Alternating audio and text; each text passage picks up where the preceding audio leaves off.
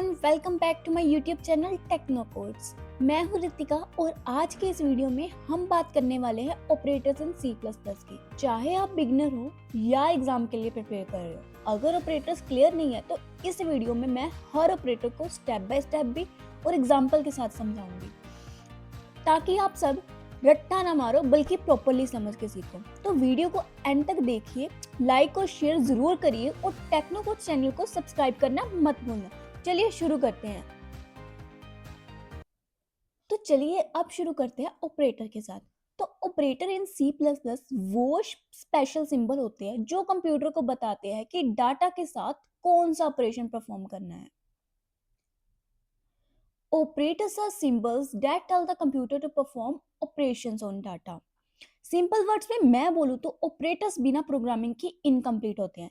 जैसे हम मैथ्स में प्लस ऑपरेटर यूज करते हैं और माइनस करने के लिए ये सब्सट्रैक्शन का साइन यूज करते हैं और मल्टीप्लाई करने के लिए ये वाला साइन यूज करते हैं, वैसे ही कंप्यूटर्स में प्रोग्रामिंग में भी ऑपरेटर्स होते हैं, जैसे कि ऐड नंबर, मल्टीप्लाई ऑपरेटर जो मल्टीप्लाई करता है नंबर्स को, और जो comparison operator like greater than operator जो क्या करता है, कंपेयर करता है टू वैल्यूज को। ठीक है, ऑपरेटर्स हमेशा ऑपरेंड के साथ काम करते हैं। यस, अब आप सोचो कि ऑपरेंड क्या होता है। ऑपरेंड ऑपरेंड वो होते हैं जिसके साथ हमने ऑपरेशन परफॉर्म करना होता है, जैसे कि ए प्लस बी। तो इनमें जो हमारा ए और बी है ये हमारा होते हैं ऑपरेंड्स। इनके लिए हमने ऑपरेशन परफॉर्म करना है, और ये जो है हमारा बीच में ये है ऑपरेटर, इसे हम कहेंगे ऑपरेटर। यस, यानी कि ये वेरिएबल्स और वैल्यूज को ही ऑपरेंड्स कहते हैं। ठीक है, दे work with variables and values. Yes, जो ऑपरेटर्स होते हैं वो ऑपरेंड्स के साथ काम करते हैं, यानी कि वेरिएबल्स और वैल्यूज के साथ काम करते हैं। ठीक है, अब जब हमने ये समझ आ गया है कि ऑपरेटर्स क्या होते हैं, तो चलिए देखते हैं सी प्लस प्लस में ऑपरेटर्स के डिफरेंट टाइप। तो सी प्लस प्लस में ऑपरेटर्स को उनके काम के बेसिस पे अलग अलग कैटेगराइज में डिवाइड किया गया है, ताकि प्रोग्रामिंग इजी और ऑर्गेनाइज हो जाए। सबसे पहले आते हैं अर्थमेटिक ऑपरेटर्स। तो जो अर्थमेटिक ऑपरेटर्स होते हैं वो मैथमेटिकल कैलकुलेशंस के लिए काम आते हैं, जैसे कि प्लस ऑपरेटर हो गया, और माइनस ऑपरेटर हो गया सब्सट्रैक्शन के लिए, ये वाला साइन हो गया मल्टीप्लाई का, स्टार साइन यूज करते हैं ना मल्टीप्लाई के लिए। और उसके बाद होते हैं हमारे रिलेशनल ऑपरेटर्स। रिलेशनल ऑपरेटर्स वो ऑपरेटर्स होते हैं जो दो वैल्यूज को क्या करते हैं, कंपेयर करते हैं, जैसे कि ए इक्वल इक्वल टू बी। ये ऑपरेटर देखेगा कि ये वैल्यू ए की वैल्यू बी के इक्वल है या नहीं। और उसके बाद नेक्स्ट होते हैं लॉजिकल ऑपरेटर, जो मल्टीपल कंडीशंस को कंबाइन करते हैं। स्पेशली जब हमें डिसीजन लेने होते हैं ना, तो हम ये वाले ऑपरेटर्स यूज करते हैं, जैसे कि एंड ऑपरेटर, और ऑपरेटर, और भी बहुत सारे, ये हम आगे जाकर डिटेल में समझेंगे, फिलहाल ओवरव्यू ले लेते हैं। फिर आते हैं हमारे असाइनमेंट ऑपरेटर, जो वेरिएबल्स को वैल्यू असाइन करते हैं, यानी कि जैसे कि मैंने ए को असाइन कर दी 5 वैल्यू, और उसके बाद लास्ट में मैं समझाऊंगी आपको बिट वाइज ऑपरेटर, जो नंबर्स को यानी 0 और 1 के लेवल पर काम करते हैं। क्या करते हैं ये, 0 और 1 के लेवल पर काम करते हैं, यानी कि ये बिट्स पर काम करते हैं, वैल्यूज पर नहीं काम करते। ये वैल्यूज को पहले क्या कन्वर्ट करते हैं, बिट्स में, फिर उन पर काम करते हैं। चलिए इन ऑपरेटर्स को अब डिटेल में समझते हैं। तो चलिए सबसे पहले हम बात करते हैं अर्थमेटिक ऑपरेटर की, जो प्रोग्रामिंग में मैथमेटिकल कैलकुलेशंस के लिए यूज होते हैं। Arithmetic operators are used to perform mathematical calculations.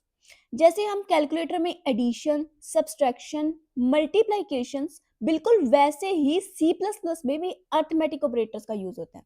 ये ऑपरेटर्स न्यूमेरिक वैल्यूज पर काम करते हैं, they work on numeric values. ये मतलब कि ये इंटीजर्स या फ्लोटिंग नंबर्स के साथ काम करते हैं, ठीक है। इंटीजर्स तो आपको पता है जो नंबर्स वगैरह होते हैं और फ्लोटिंग पॉइंट नंबर, ये इनके साथ काम करते हैं। They behave like calculator operations.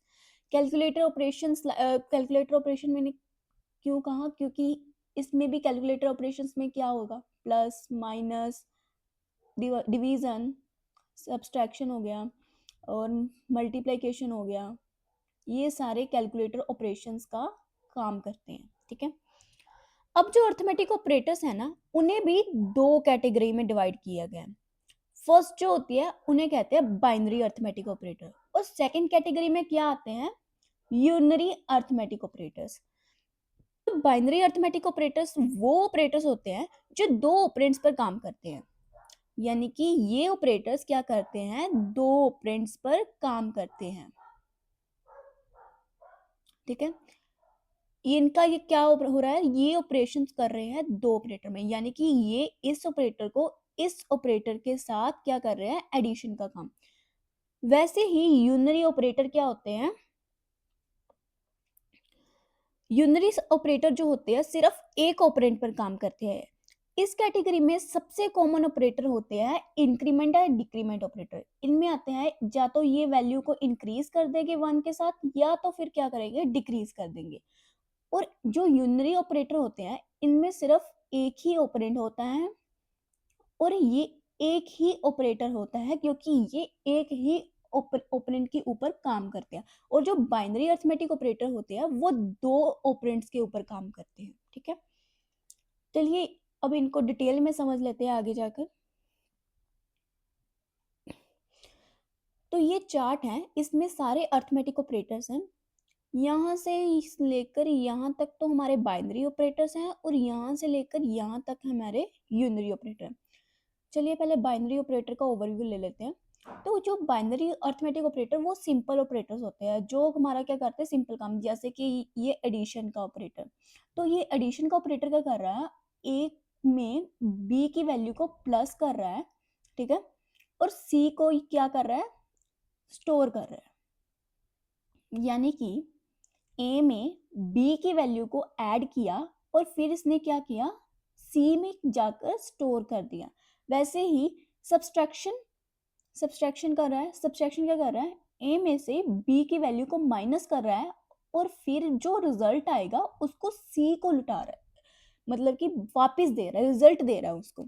और मल्टीप्लाइकेशन में भी ऐसे होगा, ए को क्या करेगा, बी के साथ मल्टीप्लाई और रिजल्ट क्या देगा, सी को। और ये डिवीजन करता है। पर डिवीजन में एक फंडा जरूर होता है इसमें, अगर हम डिवीजन इंटीजर के साथ ही करेंगे, जैसे कि 4 को हम डिवाइड कर रहे हैं 2 के साथ, तो हमारा रिजल्ट भी जो है ना इंटीजर वैल्यू में ही आएगा, यानी कि 2 ही आंसर आएगा। बट अगर हम इसकी जो डिवीजन है अगर फ्लोटिंग नंबर के साथ करते, फॉर एग्जांपल 4 को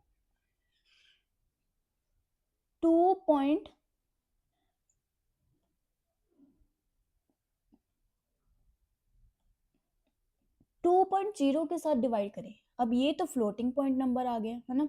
अब इसका आंसर हमें इंटीजर में मिलेगा या फ्लोटिंग पॉइंट नंबर में,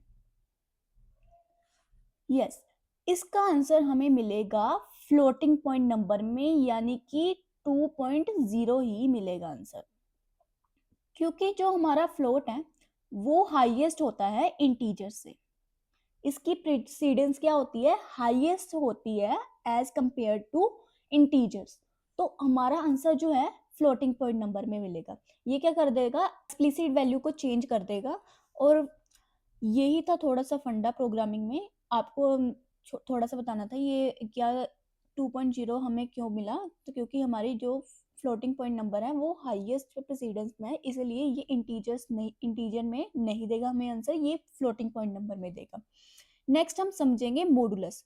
तो मॉडुलस का क्या काम होता है, ये दो नंबर को डिवाइड करता है और इन दोनों का जो भी रिमाइंडर है वो सी को रिटर्न करेगा, क्या करेगा, रिमाइंडर रिटर्न करेगा, ठीक है।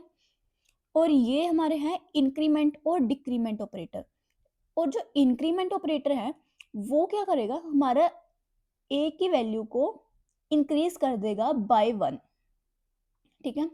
और डिक्रीमेंट ऑपरेटर क्या करेगा, ए की वैल्यू को डिक्रीज कर देगा बाय 1।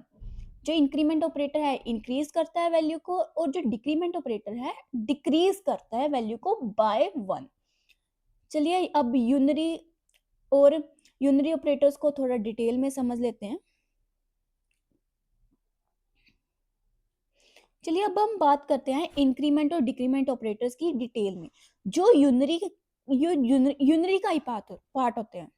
तो जो इंक्रीमेंट ऑपरेटर होते हैं उनका यूज क्या होता है, वैल्यू को इंक्रीज करने में एक नंबर से, और डिक्रीमेंट ऑपरेटर क्या करते हैं, डिक्रीज करते हैं वैल्यू को बाय 1, ठीक है। तो चलिए इन्हें आगे भी समझते हैं, क्योंकि ये ऑपरेटर्स प्रोग्रामिंग में बहुत कॉमनली यूज होते हैं, स्पेशली जब हमें लूप्स या काउंटर्स या आइटरेशंस के साथ काम करना हो। एग्जांपल से समझते हैं, जैसे कि हमने किसी स्टूडेंट का रोल नंबर काउंट करना हो, है ना। जैसे कि जो रोल नंबर है 1 2 3 4, इसमें क्या हो रहा है, इंक्रीज हो रहा है नंबर, है ना। 1 by 1 एक एक, जैसे 1 में अगर एक नंबर ऐड किया 2 बन गया, देन एक नंबर ऐड किया 3, वैसे ही इसमें क्या हो रहा है, इंक्रीज हो रही है वैल्यूज बाय 1, ठीक है। तो इंक्रीमेंट ऑपरेटर्स इन चीज़ों में यूज हो सकते हैं। और जो डिक्रीमेंट ऑपरेटर, जैसे कि हमने रिवर्स काउंटिंग प्रिंट करनी हो, 1 2 3 4, इसमें क्या हो रहा है, डिक्रीज हो रही है वैल्यू, है ना। तो अगर हमने reverse counting reverse counting print करनी हो तो हम डिक्रीमेंट ऑपरेटर्स का यूज कर सकते हैं। तो सबसे पहले हम समझते हैं कि इंक्रीमेंट और डिक्रीमेंट ऑपरेटर्स हैं कि ये दो कैटेगरीज में डिवाइड किए गए हैं। एक तो होता है प्री, और दूसरा होता है हमारा पोस्ट इंक्रीमेंट। तो सबसे पहले समझते हैं प्री इंक्रीमेंट को, एग्जांपल्स ले लेते हैं। तो जो हमारे प्री इंक्रीमेंट ऑपरेटर्स होते हैं उसे हम रिप्रेजेंट करते हैं ऐसे, यानी कि इधर हमारा ऑपरेटर जो है पहले आता है और वेरिएबल की वैल्यू बाद में आती है, ठीक है। और पोस्ट इंक्रीमेंट में क्या हो रहा है, यहाँ पर हमारे वेरिएबल की वैल्यू पहले आ रही है और जो ऑपरेटर बाद में आ रहा है। तो इसका काम भी सिमिलर तरीके से ही होगा जैसे इसकी रिप्रेजेंटेशन है। प्री इंक्रीमेंट का सिंपल रूल ये होता है कि पहले वैल्यू इंक्रीज होती है और फिर यूज होती है ना। क्योंकि हमारे जो ऑपरेटर पहले आ गया, इसका मतलब ये पहले ही ए की वैल्यू को क्या कर देगा, इंक्रीज कर देगा। जैसे कि इस एग्जांपल में मैंने ए की वैल्यू क्या ली है, 5 ली है। अब ये 5 को क्या कर देगा, पहले ही इंक्रीज कर देगा, 5 को क्या करके इंक्रीज कर देगा, और 5 क्या हो जाएगा, 6 में हो गया, और ए की वैल्यू अब क्या होगी, 6 को ये, सॉरी, 6 को ये क्या करेगा, बी में जाकर स्टोर कर देगा, ठीक है। अब इसका आउटपुट क्या आएगा, जो हमारा ए है वो भी 6 आएगा और बी की वैल्यू भी 6 आएगी, क्योंकि इसने तो पहले ही इंक्रीज कर दिया, ठीक है। और पोस्ट इंक्रीमेंट में क्या हो रहा है हमारा, इसमें हमारा बाद में ऑपरेटर आ रहा है, यानी कि ये इंक्रीज भी बाद में करेगा, यूज होने के, वेरिएबल के यूज होने के बाद में करेगा। तो अब इसमें भी मैंने a इक्वल टू 5 लिया है। अब ये क्या करेगा, a की वैल्यू को पहले ही स्टोर कर देगा as it is original value b में, ठीक है। यानी कि हमारी जो v का आउटपुट है वो 5 ही आएगा, क्योंकि इसने तो पहले इंक्रीज ही नहीं किया, पहले सीधा ही ओरिजिनल वैल्यू को b में स्टोर कर दिया। और बाद में जब वो वैल्यू यूज होगी तब इसने a की वैल्यू को क्या किया, इंक्रीज किया, ठीक है। तब जाकर हमारा a क्या आएगा, 6 आया, ठीक है। तो ये था प्री इंक्रीमेंट और पोस्ट इंक्रीमेंट का फंडा।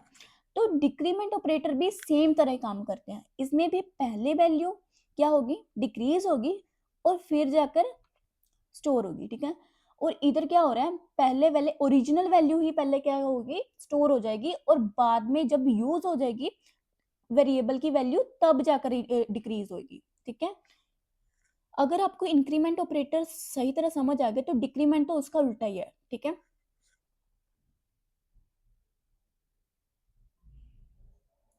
तो चलिए हमारे यूनरी ऑपरेटर का टॉपिक ज्यादा क्लियर करने के लिए हम इसे कोड से समझ लेते हैं।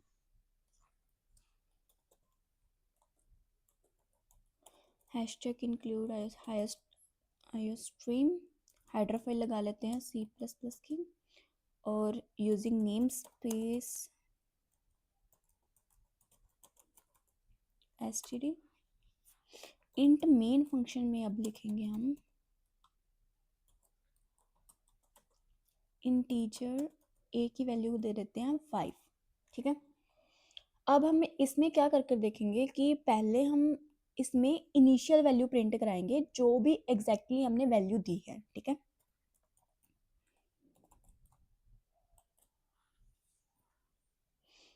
इनिशियल,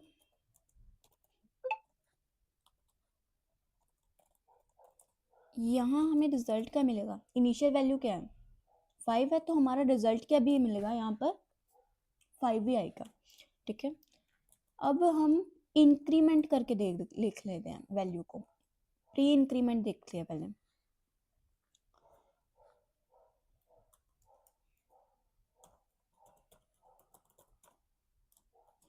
प्री इंक्रीमेंट वाली वैल्यू को देख लेंगे।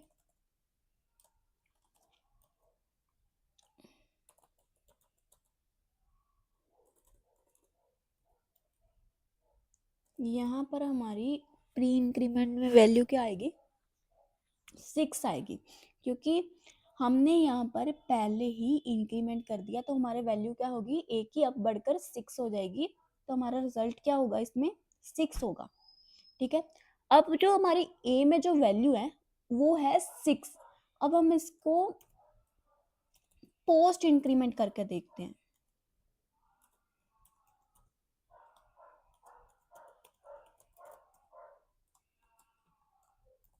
ठीक है। पोस्ट इंक्रीमेंट ऐसे ही रिप्रेजेंट करते हैं हम, पहले वेरिएबल आता है, फिर आते हैं ऑपरेटर। तो अब इसमें अब हमारी जो ए की वैल्यू वो 6 है, तो इधर भी हमारा रिजल्ट क्या आएगा, 6 आएगा, क्योंकि पहले ये क्या करेगा, पहले ये वैल्यू को यूज करेगा, ठीक है। यूज करने के बाद ही इंक्रीमेंट होगी। अब हमारी पोस्ट इंक्रीमेंट को हमने यूज कर लिया है, तो अब हमारा जो अगर सिंपल वैल्यू ए की प्रिंट करवाएं,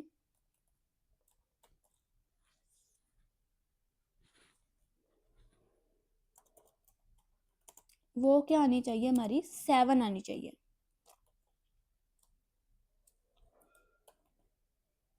ठीक है।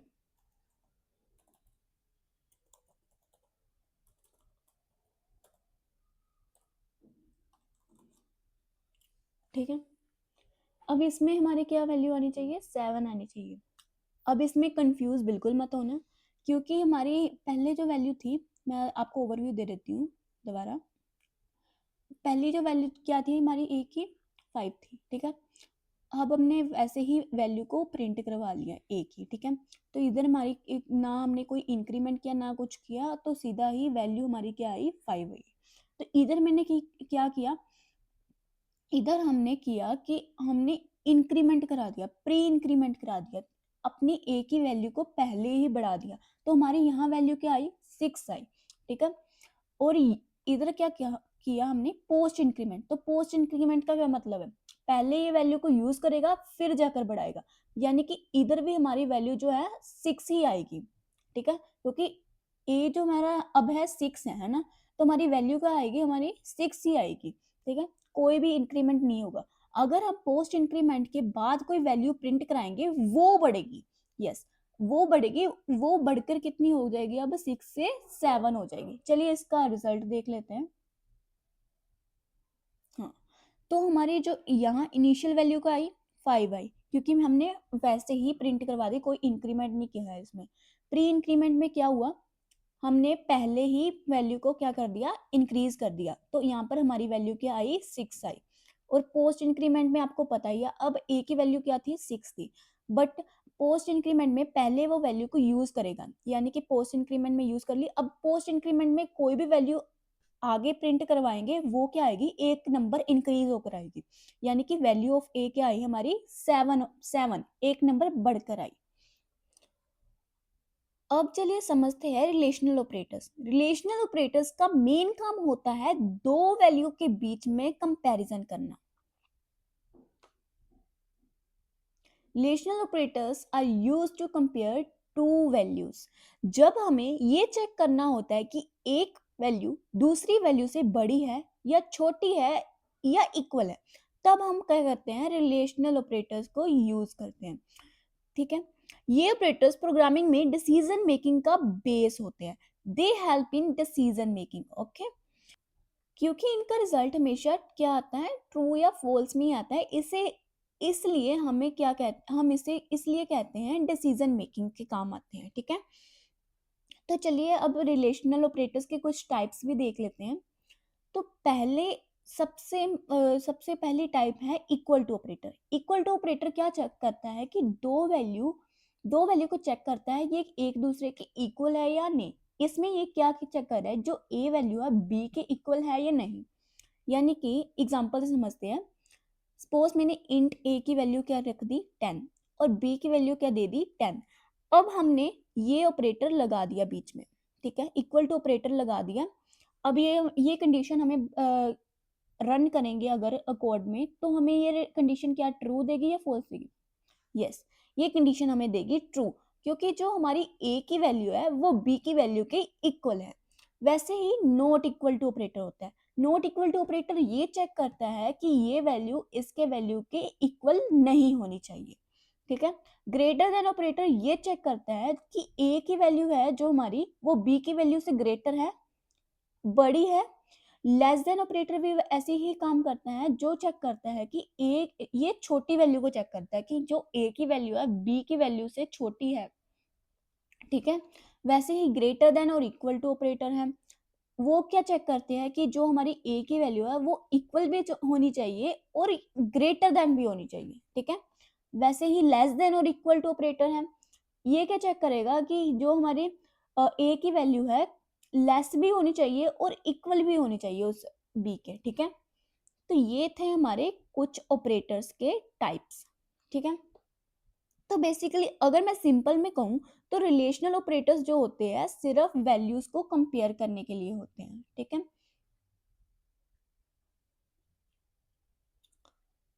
अब हम बात करते हैं लॉजिकल ऑपरेटर्स की। लॉजिकल ऑपरेटर्स का यूज दो या दो से ज्यादा कंडीशंस को क्या करने में काम करता है, कंबाइन करने में काम करता है। Logical operators are used to combine two or more conditions. ये ऑपरेटर हमेशा ट्रू और फॉल्स वैल्यूज पर काम करते हैं। दे वर्क विथ ट्रू और फॉल्स वैल्यूज। जब सिर्फ एक कंडीशन चेक करनी हो या चेक करने के लिए इनफ नहीं होती, तो हम ये वाले ऑपरेटर्स यूज करते हैं, क्योंकि ये क्या करते हैं, मल्टीपल कंडीशंस को चेक करते हैं। सी प्लस प्लस में लॉजिकल ऑपरेटर्स अक्सर रिलेशनल ऑपरेटर्स के रिजल्ट के साथ यूज किए जाते हैं, क्योंकि जो रिलेशनल ऑपरेटर्स होते हैं हमें ट्रू या फॉल्स देते हैं और लॉजिकल ऑपरेटर्स उन रिजल्ट्स को कंबाइन करते हैं। ठीक है, लॉजिकल ऑपरेटर्स प्रोग्रामिंग में बहुत इंपॉर्टेंट होते हैं, स्पेशली जब हमने इफ एल्स स्टेटमेंट यूज करनी हो या लूप्स का यूज करना हो। इसलिए कहा जाता है कि लॉजिकल ऑपरेटर्स प्रोग्रामिंग की डिसीजन मेकिंग बैकबोन होते हैं। चलिए अब टाइप्स ऑफ लॉजिकल ऑपरेटर देख लेते हैं। तो लॉजिकल ऑपरेटर्स को हम तीन मेन टाइप्स में डिवाइड करते हैं। ठीक है, सबसे पहले आती है लॉजिकल एंड। लॉजिकल एंड की वर्किंग क्या है, returns true only if both conditions are true. ये तब ही ट्रू होगी, ये तब ही ट्रू वैल्यू देगी जब हमें बोथ बोथ यानी कि दोनों कंडीशन अगर हमारी ट्रू होगी, अदरवाइज ये क्या देगी, फॉल्स देगी। ठीक है, और अब बात करते हैं लॉजिकल और की। लॉजिकल और क्या करती है, returns true if any one condition is true. अगर हमारी कंडीशन में से एक भी कंडीशन ट्रू निकली, ठीक है, यानी कि समझो ये वाली कंडीशन ट्रू निकली और ये फॉल्स, तो हमारी कंडीशन क्या हो जाएगी, रिजल्ट क्या आएगा हमारा, ट्रू में आएगा। ये लॉजिकल और जो है, अगर एक भी कंडीशन ट्रू हो तब ट्रू दे देता है। ठीक है, और लॉजिकल नोट क्या करता है, रिवर्स कर देता है, यानी कि जो हमारे रिजल्ट को रिवर्स कर देता है, यानी कि हमारे ट्रू को फॉल्स कर देता है और फॉल्स को क्या बना देता है, ट्रू बना देता है। यानी कि ये क्या पूछ रहा है यहाँ पर, note is absent. Note is absent मतलब कि ये प्रेजेंट है, वो बंदा क्या है, प्रेजेंट है, ये देख रहा है। ठीक है, क्योंकि इसके आगे क्या लगा हुआ है, नोट। अगर नोट को हटाकर हम कला अकेला इज एब्सेंट देखें तो ये पूछ रहा है कि बंदा एब्सेंट है, बंदा जो है वो एब्सेंट है ना। अगर इसके आगे हम नोट लगा दें तो ये क्या बन गया कि वो बंदा क्या है, प्रेजेंट है, नोट इज एब्सेंट। ठीक है, तो चलिए अब इसे डिटेल में भी समझ लेते हैं। जैसे कि हमने कंडीशंस ली है दो, ठीक है, कंडीशन ए और कंडीशन बी। ये ट्रूथ टेबल तो सबको बेसिकली बनाना आता ही होगा ना। वैसे मैंने सिर्फ एग्जाम्पल के लिए समझाना है, कोई इसको मैंडेटरी नहीं है, बस आपके अंडरस्टैंडिंग के लिए ये टेबल समझा रही हूँ। ठीक है, तो हमने एंड और को देखते हैं। तो एंड हमारा क्या कहता था, अगर हमारी बोथ कंडीशन क्या होगी, ट्रू होगी, तभी वो रिजल्ट क्या देगा, ट्रू। और इधर क्या हमारी बोथ कंडीशन क्या है, ट्रू है, तो हमारा रिजल्ट भी क्या आया है, ट्रू। और इधर दोनों कंडीशन ट्रू है क्या, नहीं, तो हमारा रिजल्ट क्या दिया इसने, फॉल्स। बाकी सभी कंडीशन में हमारा रिजल्ट इसमें क्या आया है, फॉल्स, क्योंकि इसमें दोनों कंडीशन ट्रू नहीं है। ये तभी ट्रू देगा जब हमारी दोनों कंडीशंस क्या होगी, ट्रू होगी। ठीक है, और जो और है, और ऑपरेटर ये कहता है कि अगर हमारी इनमें से एक भी कंडीशन ट्रू होगी तो मैं क्या रिजल्ट दे दूंगा, ट्रू दे दूंगा। तो इनमें तो हमारे दो दो ट्रू है, तो इधर में हमारा रिजल्ट क्या आया, ट्रू आ गया। और इधर एक ट्रू तो है, तो इधर भी हमारा रिजल्ट क्या आया, ट्रू। और इधर दोनों ही फॉल्स है, इधर हमारा रिजल्ट ट्रू नहीं आएगा, ये हमारा रिजल्ट देगा फॉल्स। ठीक है, और इधर भी हमारा रिजल्ट आएगा फॉल्स। ठीक है, तो ये बेसिकली ये फंडा था एंड और का। ठीक है, अब चलिए समझते हैं असाइनमेंट ऑपरेटर्स को। अब असाइनमेंट ऑपरेटर्स का मेन काम होता है कि वैल्यूज को वेरिएबल्स के अंदर असाइन या स्टोर करना। Assignment operators are used to assign values to variables. सबसे बेसिक असाइनमेंट ऑपरेटर जो होता है ना, वो होता है इक्वल टू ऑपरेटर। ठीक है, जो क्या करता है, असाइन कर देता है वैल्यू को। यानी कि 5 जो एक वैल्यू है, क्या कर दी हमने इसमें, ए में असाइन कर दी। अब जो ए की वैल्यू है वो क्या आ गई हमारी, 5 के इक्वल। ठीक है, ठीक है, तो they store the result in the same variable. या इसके ये वाले एग्जांपल में समझ लेते हैं। ठीक है, they store the result in same variable, यानी कि जो हमारा ये वेरिएबल है और ये वेरिएबल सेम होना चाहिए, क्योंकि ये रिजल्ट किस में करता है, सेम वेरिएबल में स्टोर करता है। ठीक है, इन सब में क्या होना चाहिए, हमारा ये वाला और ये वाला सेम होना चाहिए। अब ये क्या लिखा हुआ है इसने, a plus equal to 5, add and assign. ठीक है, ये टाइप्स ऑफ असाइनमेंट ऑपरेटर्स हैं। ठीक है, असाइनमेंट तो हमने पहला ऑपरेटर तो पढ़ लिया, अब हम समझते हैं ऐड एंड असाइन को। तो ऐड एंड असाइन में क्या किया हुआ है, a प्लस इक्वल टू 5। अगर हम इसको खोल कर देखें ना तो हमारा कुछ ऐसे ऐसे की स्टेटमेंट बनती है। ठीक है, तो ये क्या कर रहा है, ए में 5 वैल्यू को क्या कर रहा है, ऐड कर रहा है, और वही 5 ऐड कर कर ए को रिजल्ट दे रहा है। ठीक है, तो ये क्या कर रहा है, they store the result in the same variable. इस ये सेम वेरिएबल में ही अपना रिजल्ट स्टोर कर रहा है। ठीक है, और वैसे ही ये माइनस सब्सट्रैक्ट कर कर देता है, और मल्टीप्लाई एंड असाइन करता है, डिवाइड एंड असाइन करता है, मॉडुलस एंड असाइन करता है। बेसिकली ये क्या दे रहा है हमें, एक शॉर्ट फॉर्म दे रहा है ऐड सब्सट्रैक्ट और मल्टीप्लाई करने में। ठीक है, नहीं तो हमें तो ऐसे लिखना पड़ेगा ना, लॉन्ग लॉन्ग। तो एक तरह प्रोग्रामिंग में ये शॉर्ट फॉर्म दे रहा है। तो ये थे हमारे कुछ असाइनमेंट ऑपरेटर्स। ठीक है, इसका मेन फंडा यही होता है, ये क्या करता है, वेरिएबल को वैल्यू असाइन कर देता है, और बेसिकली ये यूज होते हैं एक कोड को क्या करने में, शॉर्ट बनाने में, क्योंकि इसके जो असाइनमेंट ऑपरेटर के जो सिंटेक्स है वो वेरी सिंपल और इजी है। ठीक है, अब हम बात करते हैं बिटवाइज ऑपरेटर्स की। तो बिटवाइज ऑपरेटर्स थोड़े डिफरेंट होते हैं, क्योंकि ये क्या करते हैं, नंबर और बिट्स के साथ ऑपरेशन करते हैं। ठीक है, ये क्या करते हैं, पहले वैल्यू को क्या करेंगे, बिट्स में कन्वर्ट करते हैं। ये वैल्यू को क्या करते हैं, बिट्स में कन्वर्ट, बिट्स यानी कि 0 और 1 में कन्वर्ट। ठीक है, जब हम नॉर्मल ऑपरेटर्स यूज करते हैं तो कैलकुलेशंस जो होती है वो वैल्यूज पर होती है, लेकिन बिटवाइज ऑपरेटर जो है वो बाइनरी बाइनरी वैल्यूज पर काम करते हैं, यानी कि 0 और 1 पर काम करते हैं। दे लेट यू चेक और चेंज द बिट्स डायरेक्टली। ठीक है, बिटवाइज ऑपरेटर्स का यूज तब होता है जब हमें बिट्स को डायरेक्टली चेक या चेंज करना हो। इसका मेन पर्पस ये समझाना है कि बिटवाइज ऑपरेटर वैल्यू पर नहीं बल्कि बिट्स पर काम करते हैं। ठीक है, यानी कि 0 और 1 के लेवल पर काम करते हैं। तो अब चलिए समझते हैं बिटवाइज ऑपरेटर्स के डिफरेंट टाइप्स। जैसे मैंने पहले बताया, बिटवाइज ऑपरेटर्स नंबर्स की बाइनरी रिप्रेजेंटेशन है, यानी 0 और 1 पर काम करते हैं। सी प्लस प्लस में मेनली 6 मेन टाइप्स के बिटवाइज ऑपरेटर्स होते हैं। ठीक है, सबसे पहले आता है हमारा एंड ऑपरेटर। अब बिटवाइज ऑपरेटर और लॉजिकल ऑपरेटर्स में कंफ्यूज मत होना। लॉजिकल एंड में डबल एंड होता है, पर बिटवाइज ऑपरेटर में काम एंड क्या होता है, सिंगल एंड होता है। ठीक है, और जो इन दोनों के लॉजिकल ऑपरेटर्स और बिटवाइज ऑपरेटर्स के दोनों के काम अलग अलग है। ठीक है, चाहे इनके सिंबल सेम है बट जो काम है ना वो अलग है इनका। जैसे कि bitwise and operator, bitwise and operator तब यूज होता है जब हमें कॉमन बिट्स चेक करनी होती है। इस ऑपरेटर्स का रूल होता है कि सिर्फ तब 1 मिलेगा जब दोनों बिट्स 1 हो। 1 if both bits are 1। ठीक है, अगर किसी भी बिट में 0 है तो रिजल्ट भी क्या हमारा हो जाता है, 0 हो जाएगा। अगर किसी भी बिट में अगर इसमें 0 है तो हमारा रिजल्ट क्या हो जाएगा, इसमें 0 हो जाएगा। अब और ऑपरेटर की बात कर लेते हैं।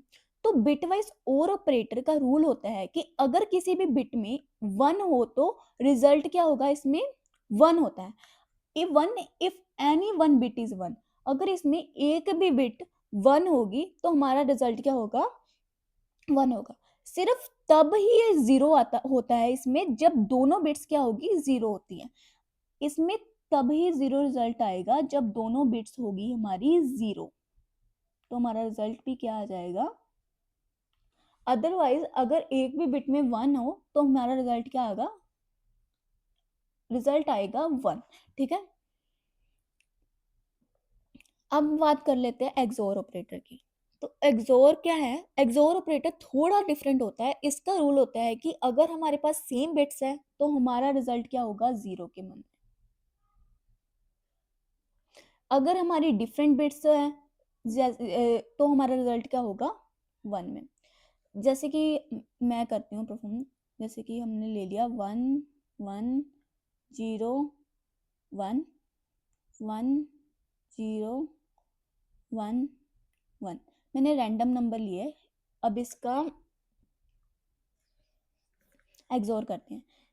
जो हमारे सेम सेम नंबर है उसमें क्या करेगा, ये 0 रिटर्न करेगा। जैसे कि ये सेम बिट्स हैं, इसमें क्या करें, ये डिफरेंट बिट्स हैं, यहाँ पर 1 रिटर्न करेगा। डिफरेंट बिट्स है 1, और यहाँ सेम बिट्स हैं, यहाँ क्या करेगा, 0 रिटर्न करेगा। ठीक है, ऐसे हमारा एक्सोर ऑपरेटर परफॉर्म करता है। नेक्स्ट हमारा आता है bitwise note operator. Bitwise note operator सिर्फ एक ऑपरेंड पर काम करते हैं, यानी कि ये सिर्फ क्या करेगा, एक ऑपरेटर को काम करता है। ये हर बिट को क्या करता है, रिवर्स कर देता है, यानी कि फ्लिप कर देता है। ठीक है, यानी कि 0 को ये बनाएगा 1 और 1 को क्या बना देगा, 0, यानी कि हर एक बिट को रिवर्स कर देगा, उल्टा कर देगा। ठीक है, ये हमारा नोट बिटवाइज नोट ऑपरेटर का काम है। नेक्स्ट हम बात करते हैं लेफ्ट शिफ्ट और राइट शिफ्ट की।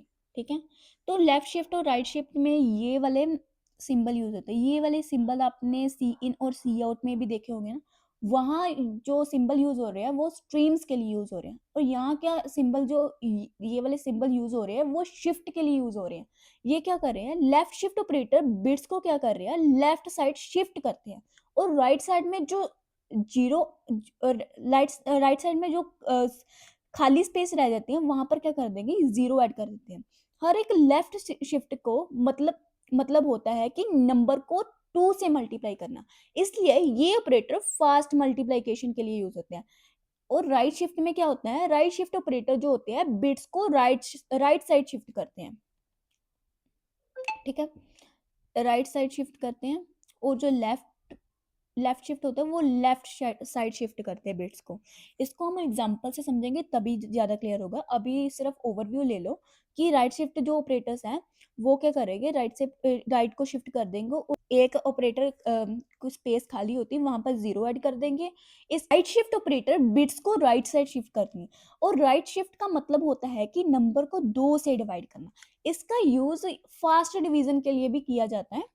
इसको हम एग्जांपल से समझ लेते हैं अब।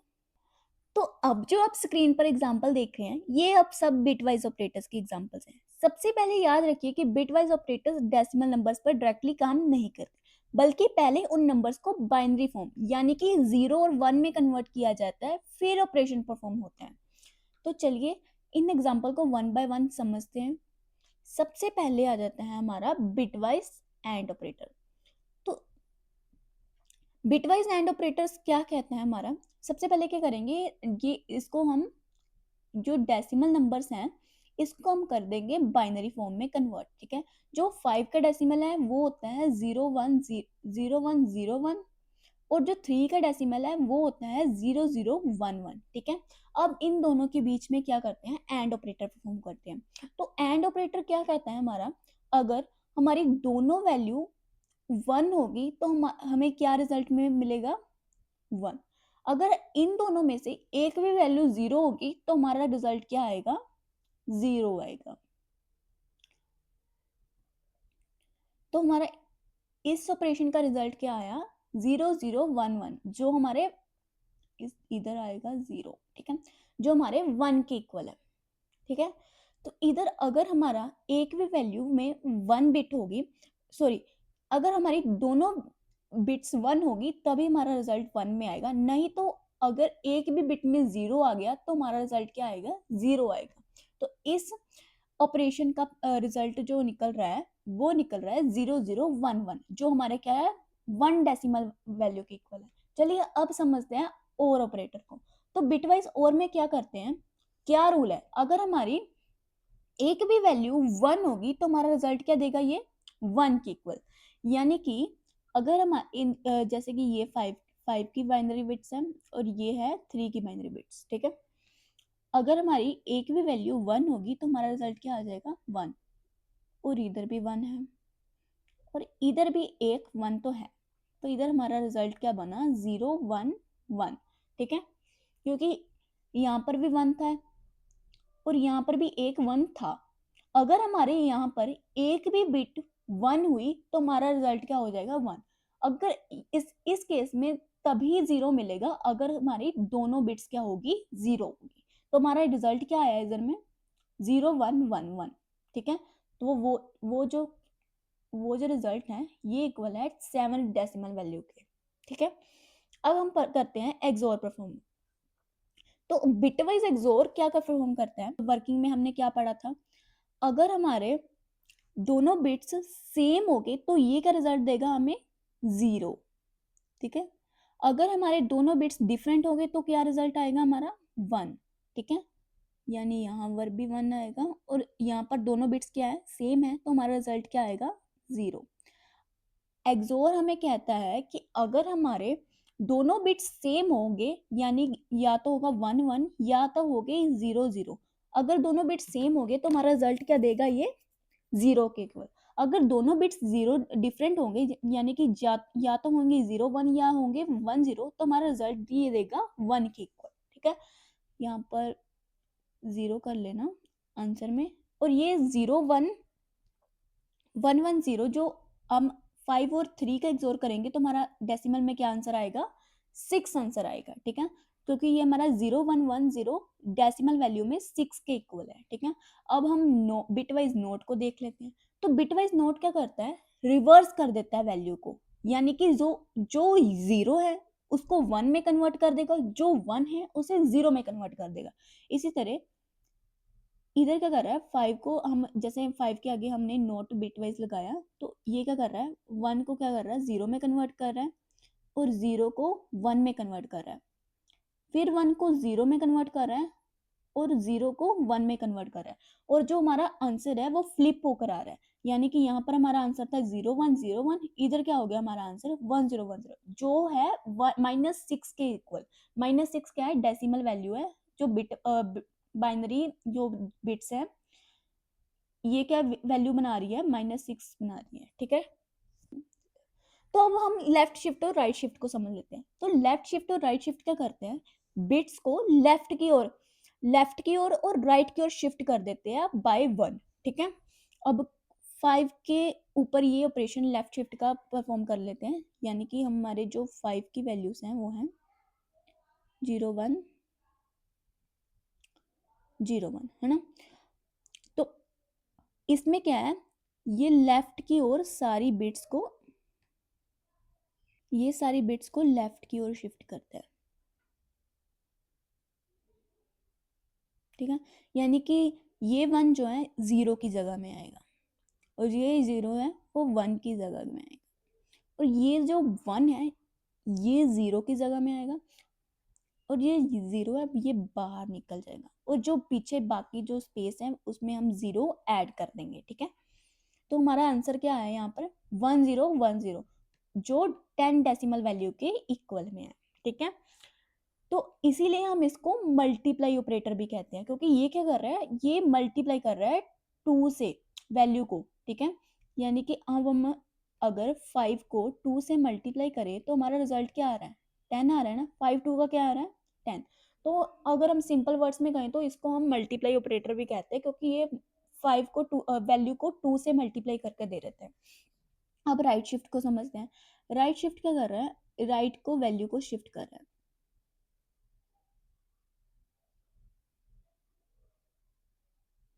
ठीक है। ये वैल्यू को राइट में शिफ्ट कर रहा है, यानी ये 1 आ जाएगा बाहर की ओर, और ये 0 1 की जगह में आ जाएगा, ये 1 0 की जगह में आ जाएगा, ये 0 1 की जगह में आ जाएगा, और यहाँ पर ऐड कर देंगे हम एक और 0, जो हमारा रिजल्ट क्या दे रहा है 0010, जो हमारे क्या 2 डेसिमल वैल्यू के इक्वल है, ठीक है। तो ये क्या कर रहा है, हमारी डिवाइड कर रहा है वैल्यू को, यानी कि अगर हम 5 को 2 के साथ डिवाइड करें तो हमारा आंसर क्या आ रहा है 2.5 आ रहा है ना।